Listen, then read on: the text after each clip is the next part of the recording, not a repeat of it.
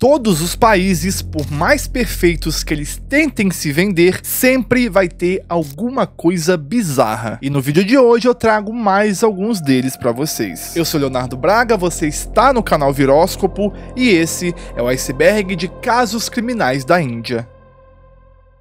Caso Nirbhaya. Uma estudante de 22 anos e seu amigo de 28 saem de um cinema em Nova Delhi. Eles sobem em um ônibus para ir para casa e o ônibus parecia estar funcionando normal, porém era uma armadilha. E o que aconteceu naquela noite, em 16 de dezembro de 2012, não foi só um crime brutal, foi o que fez uma nação inteira acordar para um pesadelo que ela fingia não ver. Mas para entender por que esse caso foi diferente de tantos outros e por que ele fez o país parar, precisamos saber quem era Jyoti Singh. Ela tinha 22 anos, nascida em 1990 e era uma estudante de fisioterapia. Ela vinha de uma família pobre de uma aldeia em Uttar Pradesh. Sua história era a de milhões de indianos, uma luta diária por uma vida melhor. Seus pais, Asha Devi e Bradinath Singh, fizeram sacrifícios que poucos fariam. O pai vendeu o único pedaço de terra da família e trabalhava em turnos duplos como carregador no aeroporto de Delhi, tudo para pagar uma boa escola particular para seus filhos. E Jyoti agarrou essa oportunidade. Além da faculdade, ela trabalhava à noite em um call center para ajudar a pagar as contas. Ela era a filha mais velha e sonhava em ser médica, talvez até trabalhar fora do país. Jyoti era realmente o símbolo da Nova Índia, uma mulher educada, buscando independência, desafiando as regras antigas. E foi essa mulher que, naquela noite de domingo, foi punida por simplesmente existir. Ao lado dela estava Avinda Pratap Pandey, um engenheiro de software de 28 anos. Eles tinham assistido ao filme A Vida de Pi em um shopping e por volta das 21h30 pegaram um ricochá ou tuk-tuk até o ponto de ônibus de Munirka. O plano era pegar um ônibus para casa em Dwarka. Ali eles viram um ônibus particular branco e parecia normal, mas dentro a armadilha estava montada. Lá dentro estavam apenas 6 homens, incluindo o motorista, que depois de uma tarde inteira bebendo, tinham saído para um passeio com o ônibus fora da rota oficial. O horror começou quando Avinda percebeu que o ônibus tinha mudado de rota e foi questionar o motorista. E ele foi imediatamente atacado. Eles o espancaram com uma barra de ferro até ele perder a consciência. Jyoti foi arrastada para o fundo do ônibus. Lá, ela foi espancada e estuprada por todos os 6 homens, um após o outro. A violência foi de uma brutalidade extrema. Eles usaram a mesma barra de ferro para penetrá-la, causando ferimentos internos e destruindo seus órgãos. E tudo isso não aconteceu em um beco escuro, aconteceu dentro de um ônibus em movimento, passando pelas ruas da capital da Índia. Por volta das 11 da noite, acreditando que os 2 estavam mortos, os agressores os jogaram para fora do ônibus em movimento, nus, na beira da estrada. E num último ato de crueldade, o motorista ainda tentou dar ré para atropelá-los e garantir que estivessem mortos. E foi Avinda que, mesmo com ferimentos graves e quase inconsciente, usou suas últimas forças para puxar o corpo de Jyoti para a segurança da beira da estrada. Um motorista que passou viu a cena e chamou a polícia. Jyoti foi levada às pressas para o hospital em estado crítico. E mesmo com dores inimagináveis, ela sobreviveu tempo suficiente para dar um depoimento completo e lúcido. Ela descreveu o ataque e seus agressores. A notícia se espalhou rapidamente e a Índia parou. Milhares de jovens foram às ruas em protestos massivos, exigindo justiça. A mídia, por questões legais, não podia divulgar seu nome, nome, então eles a apelidaram de Nirbhaya, que significa destemida. O governo indiano, pressionado, a transferiu para um hospital de ponta em Singapura, mas os ferimentos eram graves demais. Em 29 de dezembro de 2012, 13 dias após o ataque, Jyoti Singh morreu. A caçada pelos criminosos parecia impossível, e a vice-comissária Shaya Sharma descreveu como um caso cego. Eles não tinham nomes, não tinham placas, e a única pista era um ônibus branco com cortinas e assentos vermelhos. E a equipe de Sharma fez um trabalho impressionante. Eles listaram 370 ônibus brancos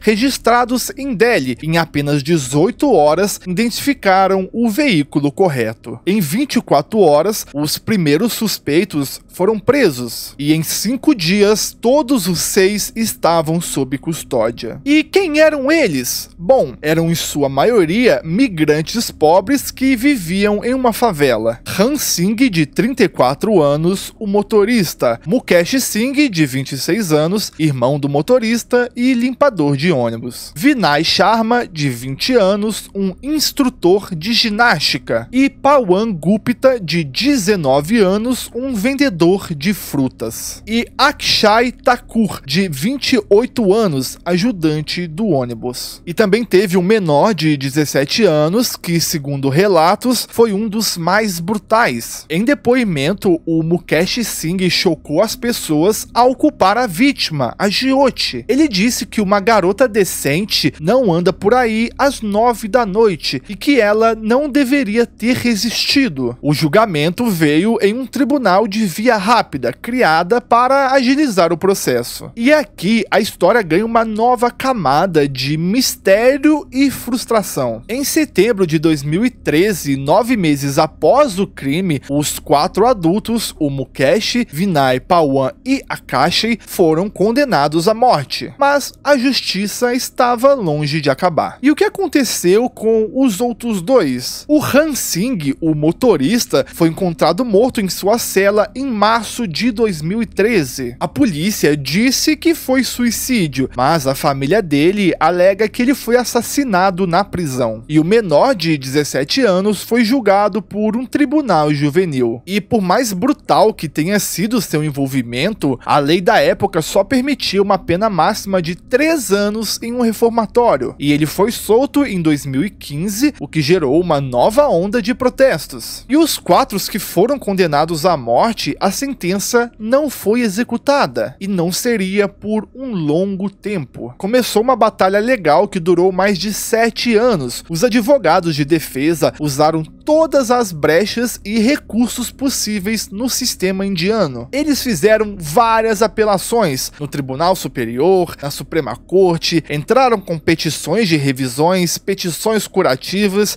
e eles perderam absolutamente tudo. E eles apresentaram até petições de clemência ao presidente da Índia. E a cada novo recurso, a data da execução era adiada. Os advogados alegaram de tudo, que um deles era menor na época, que outro sofria de doença mental e que outro nem estava em Delhi. Para a família de Jyoti, especialmente sua mãe, a Asha Devi, esses 7 anos foram uma tortura. A justiça, que parecia ter vindo rápida em 2013, agora parecia só uma miragem. E finalmente, depois de esgotar absolutamente todos os recursos legais, o fim chegou. Em março de 2020, mais de 7 anos após o crime, eles foram executados por enforcamento na prisão de Tihar. E esse caso mudou a Índia para sempre. Os protestos forçaram a criação da Lei Nirbhaya em 2013, que endureceu as penas, ampliou a definição de estupro, incluindo o uso de objetos,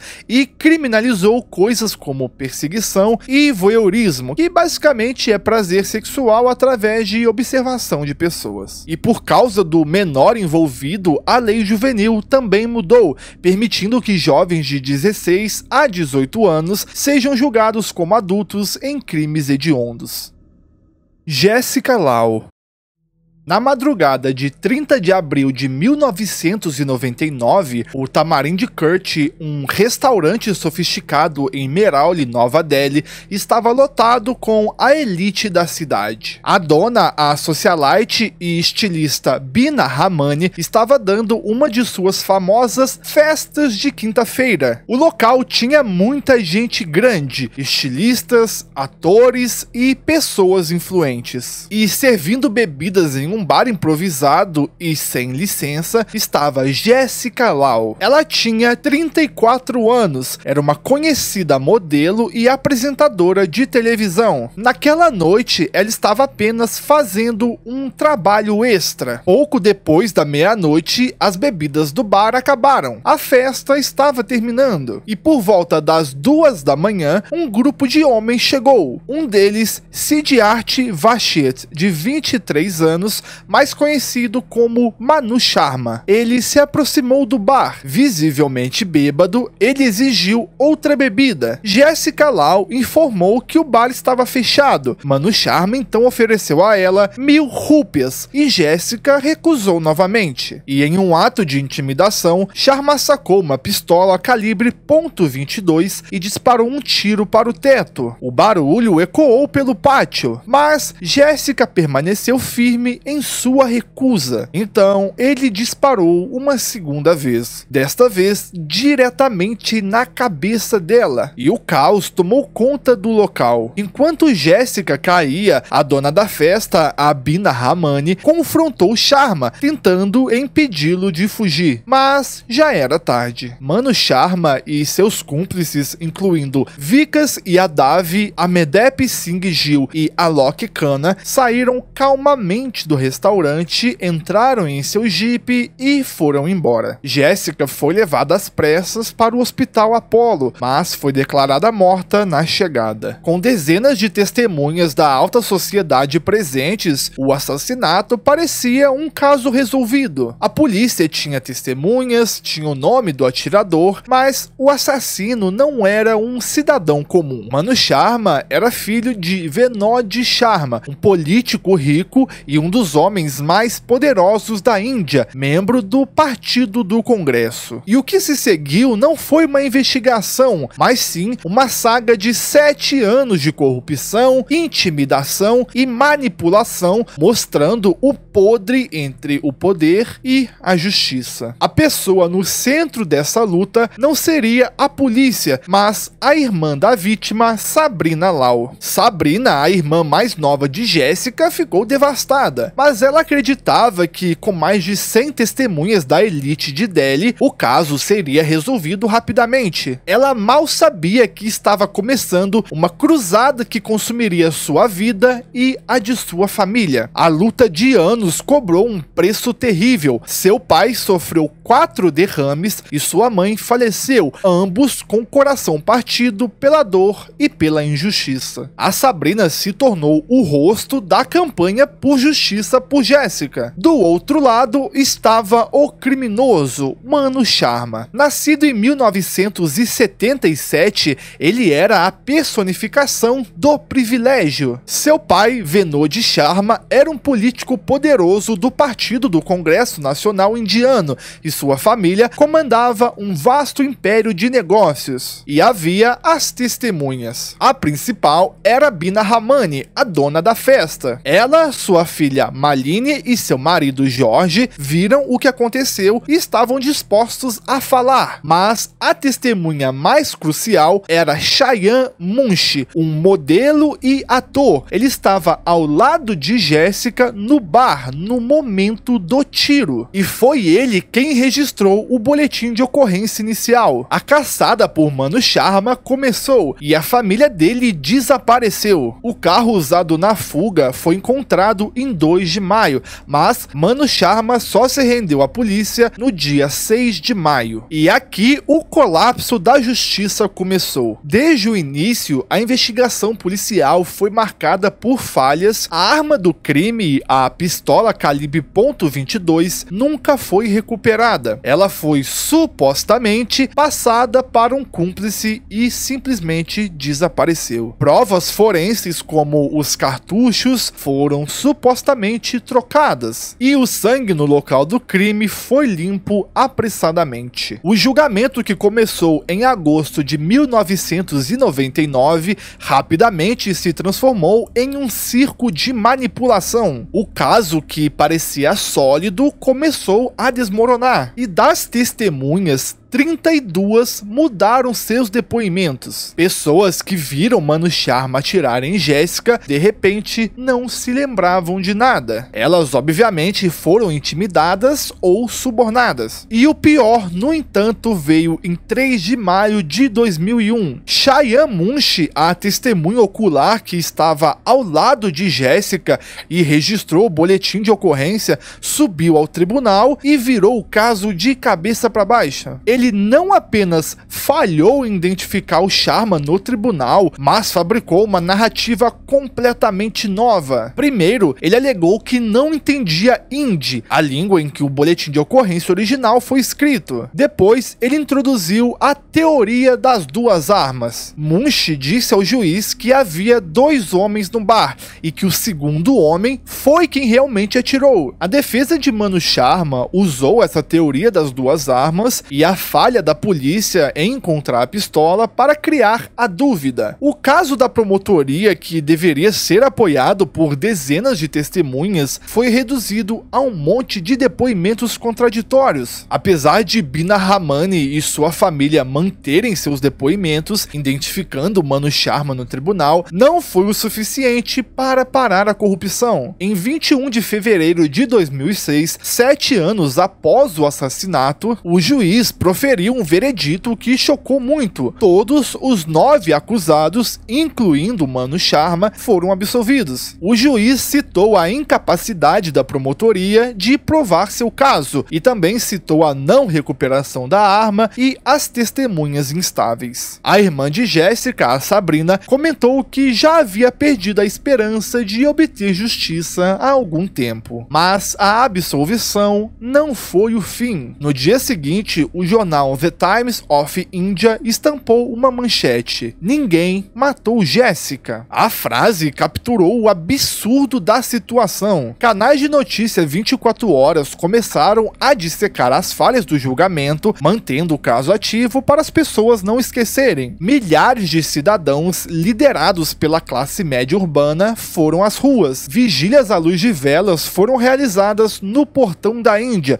com Sabrina Lal no centro de uma onda de apoio público. E esse movimento usou uma nova arma, a tecnologia. Uma campanha massiva de SMS e e-mail foi lançada, inundando as autoridades com centenas de milhares de petições exigindo um novo julgamento. O ponto de virada na campanha da mídia veio em setembro de 2006. A revista investigativa The Elka exibiu uma operação secreta. Usando câmeras escondidas, eles gravaram testemunhas chaves que admitiram abertamente que haviam sido pagas e coagidas a mudar seus depoimentos. As gravações apontaram diretamente Vinod Sharma, o pai de Manu, no esquema de suborno, e a pressão pública e midiática tornou-se insustentável. O sistema judiciário, em uma rara admissão de sua própria falha, tomou uma medida. Em março de 2006, o Tribunal Superior de Delhi reabriu o caso por conta própria. Para mostrar que a justiça não seria mais adiada, o tribunal agilizou o processo, agendando audiências diárias por 25 dias, e o caso foi totalmente reavaliado. Em 18 de fevereiro de 2006, menos de um ano após a absolvição, o Tribunal Superior proferiu seu novo veredito. Mano Sharma foi considerado culpado de assassinato. O tribunal criticou duramente o juiz do primeiro julgamento por sua abordagem apressada e retirou também a teoria das duas armas. Em 20 de dezembro de 2006, Mano Sharma foi condenado à prisão perpétua. Seus cúmplices Vikas Yadav e Amardeep Singh Gill também foram condenados por destruição de provas. O Mano Sharma apelou para a Suprema Corte da Índia, a última instância,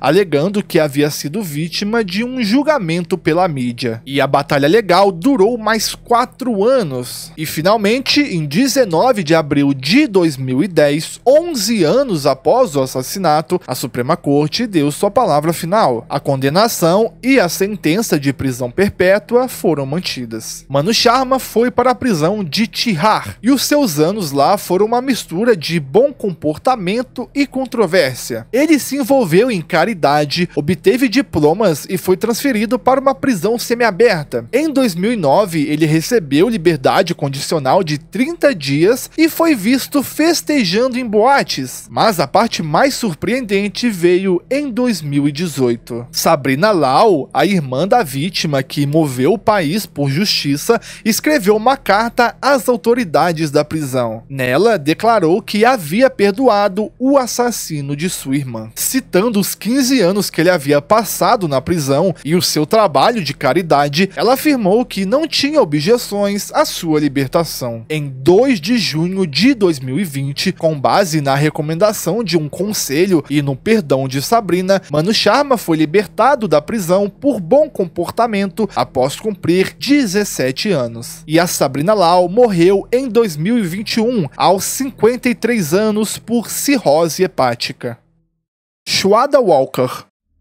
Em setembro de 2022, os amigos de Shwada Walker, uma jovem indiana de 27 anos, começaram a ficar seriamente preocupados. Fazia mais de 2 meses que ninguém conseguia falar com ela. Mensagens não eram respondidas e seu telefone parecia estar desligado. E isso era muito estranho, pois ela costumava ser ativa online. Preocupados, eles ligaram para o pai dela, Vikas Walker. Ele também não conseguia contato com a filha, e a última informação que a família tinha era que ela havia se mudado de Mumbai para Delhi alguns meses antes, em maio, com seu namorado Aftab Amin Poonawala, de 28 anos. Em 6 de outubro de 2022, o pai dela, Vikas, foi à polícia de Mumbai e registrou um boletim de ocorrência de pessoa desaparecida. A investigação começou e o caso foi transferido para a polícia de Delhi, onde o casal morava. A polícia foi até o apartamento alugado em Merauli e encontrou Aftab. Ele foi interrogado e contou uma história simples. Ele e Shwada tiveram uma briga feia em maio, pouco depois de se mudarem, e ela simplesmente o largou, pegou as coisas e foi embora. Ele disse que não tinha ideia de onde ela estava, mas a história não batia. Os policiais começaram a puxar os rastros digitais do casal e descobriram algo que fez a investigação mudar de desaparecimento para algo ainda mais sinistro. Em 12 de novembro de 2022, Aftab Poonawala foi preso, e o que ele confessou à polícia não era uma história de término, mas um horror que ele manteve escondido por quase 6 meses. A verdade é que Shwada nunca foi embora, e para entender o que aconteceu, precisamos voltar a 2019 em Mumbai. Shwada, então com 25 anos, trabalhava em um call center quando conheceu Aftab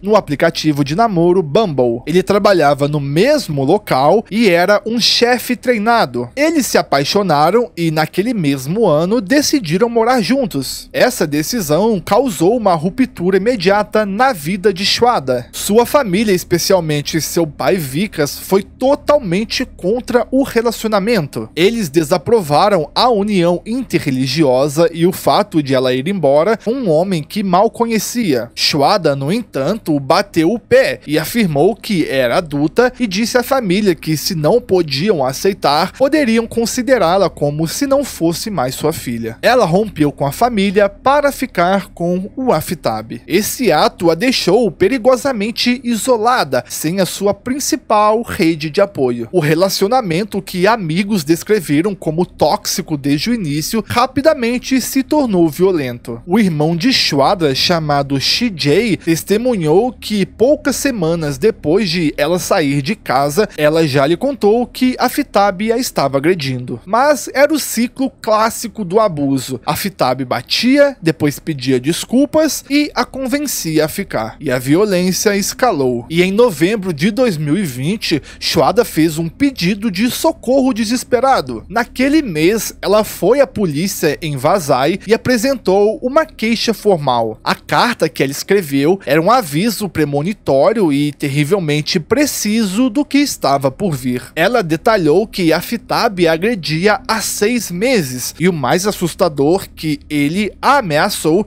dizendo que iria matar, cortar em pedaços e jogar fora. E a polícia recebeu a queixa. No entanto, nenhuma ação decisiva foi tomada. Pouco tempo depois, Shuada, provavelmente sob pressão de Aftab, retirou a queixa. O aviso tinha sido dado, mas foi ignorado. No mês seguinte, em dezembro de 2020, Shuada foi hospitalizada por 3 dias com o que foi descrito como lesões internas, incluindo fortes dores nas costas e no pescoço. O casal continuou junto por mais 1 ano e meio. Em maio de 2022, eles decidiram dar um novo começo e se mudaram de Mumbai para Delhi, alugando um apartamento no bairro Merauli. E esse foi o ato final de isolamento. Longe de qualquer amigo ou familiar, Shuada estava completamente sozinha com seu agressor. Poucos dias após a mudança, em 18 de maio de 2022, o plano de Aftab foi colocado em ação. Após mais uma discussão, ele a atacou. Em sua confissão, ele admitiu que já planejava matá-la há pelo menos 1 semana. Naquela noite, ele a jogou no chão, sentou-se em seu peito e a estrangulou com as 2 mãos até ela parar de respirar. Aftab saiu e comprou uma geladeira nova de 300 litros, especificamente para o seu plano. E ele comprou também uma serra, 3 lâminas e um martelo. Ele levou o corpo de Shuada para o banheiro e ao longo de 4 ou 5 dias seguintes, usando suas habilidades de chefe, ele metodicamente desmembrou o corpo dela em pedaços. E os relatos variam de 17 a 35 partes. Ele limpou o banheiro e a cozinha. Mais tarde, a polícia descobriria que ele pesquisou no Google como limpar manchas de sangue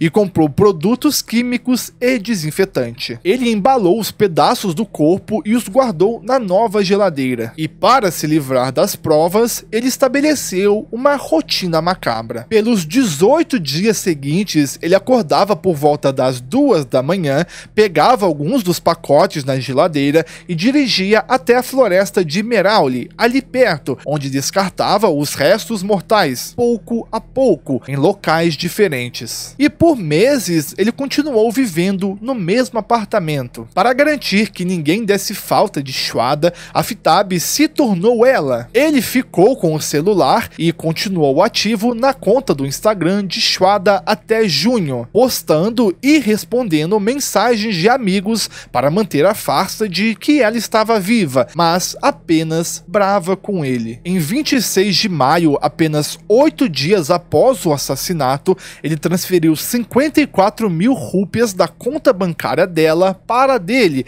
que é mais ou menos 3.200 reais. E com o corpo da namorada na geladeira, ele reativou os aplicativos de namoro. Ele começou a conversar com outras mulheres e, como a polícia descobriu mais tarde, chegou a levar pelo menos uma delas para o apartamento, enquanto os restos mortais de Shuada ainda estavam escondidos. O plano de encobrimento foi quase perfeito. Ele só não contava com os amigos de Shuada e com a tecnologia. Quando a polícia o prendeu em novembro, a confissão não era a única prova. A polícia recuperou os dados de localização do Google de ambos os celulares. Os registros mostraram que o celular de Shuada estava com Aftab, movendo-se em paralelo com o dele depois da data da morte. Isso provou irrefutavelmente que a história de que ela tinha ido embora era uma mentira. A polícia também foi guiada pela confissão de Aftab, feita durante um teste de narcoanálise até a floresta de Merauli. As equipes de busca vasculharam a área e encontraram 13 partes do corpo em decomposição, principalmente ossos. O DNA desses ossos foi extraído e comparado com uma amostra de DNA do pai de Shuada, o Vikas, e o resultado deu positivo. Eram os restos mortais de Shuada. A perícia no apartamento também encontrou vestígios de sangue na cozinha, que batiam com o DNA dela. E para finalizar, a polícia encontrou a prova, a carta da queixa de 2020, onde Shwada avisou que Aftab havia prometido cortá-la em pedaços. Em 9 de maio de 2023, o tribunal acusou Aftab Poonawalla formalmente de assassinato e destruição de provas. Só que o Aftab, que havia confessado tudo à polícia, declarou-se inocente perante o juiz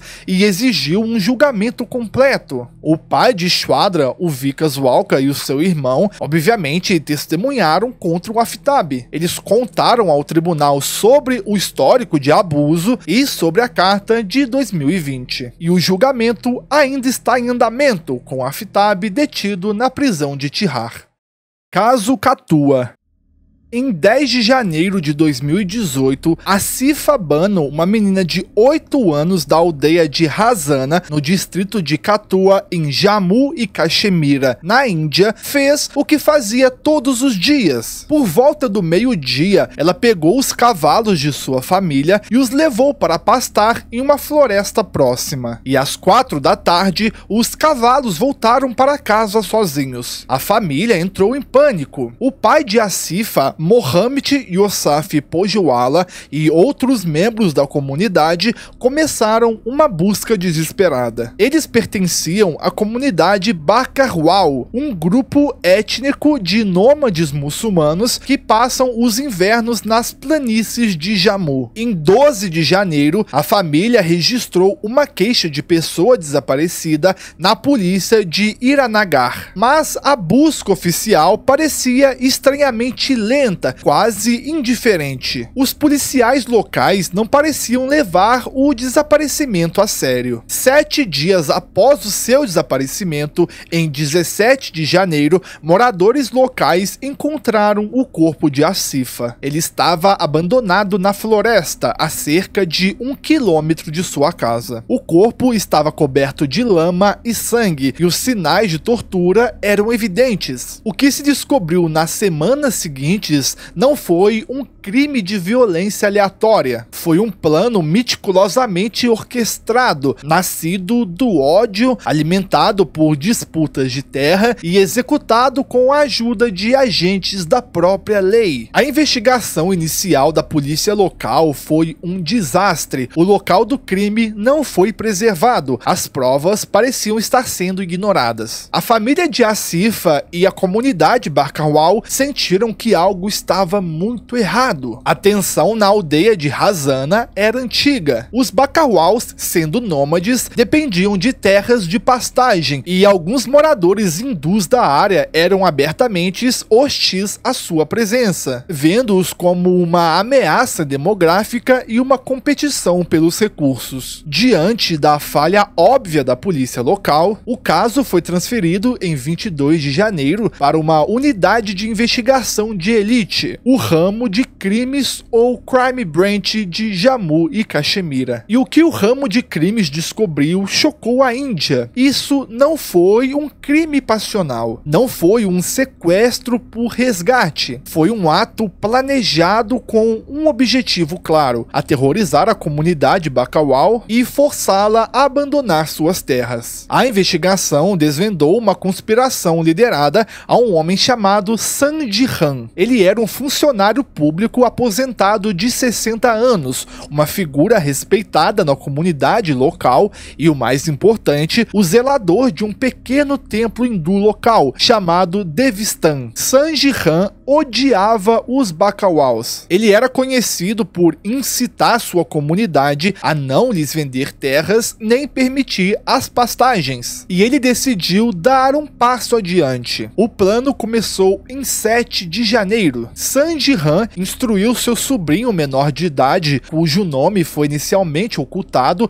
sendo identificado como Sumban Sangra anos depois, a sequestrar Asifa. Eles compraram um sedativo chamado Epitril alguns dias antes. Em 10 de janeiro, o sobrinho executou o plano. Ele encontrou Asifa na floresta pastoreando seus cavalos. Ele a atraiu dizendo que a ajudaria a encontrar um animal perdido e a sequestrou. Mas mas ele não a levou para um cativeiro comum. Seguindo as ordens de Sandhi-Ram, Asifa Bano, uma menina muçulmana de 8 anos, foi levada para dentro do templo hindu, do qual o Sandhi-Ram era o zelador. Lá, ela foi mantida em cativeiro por 5 dias. Ela foi repetidamente drogada com os sedativos para mantê-la incapacitada, porém viva. E ela foi privada de comida e repetidamente estuprada em grupo por vários homens. A lista dos participantes revelada pelo ramo de crimes foi o que transformou o horror num escândalo institucional. Não eram apenas criminosos comuns. Um dos homens que foi ao templo para estuprar a menina drogada era Deepak Kajuria, um agente da polícia especial. Outro participante foi Parvesh Kumar, e de forma ainda mais doentia, Sandhi-Ram teria chamado seu próprio filho, Vishal Jangotra,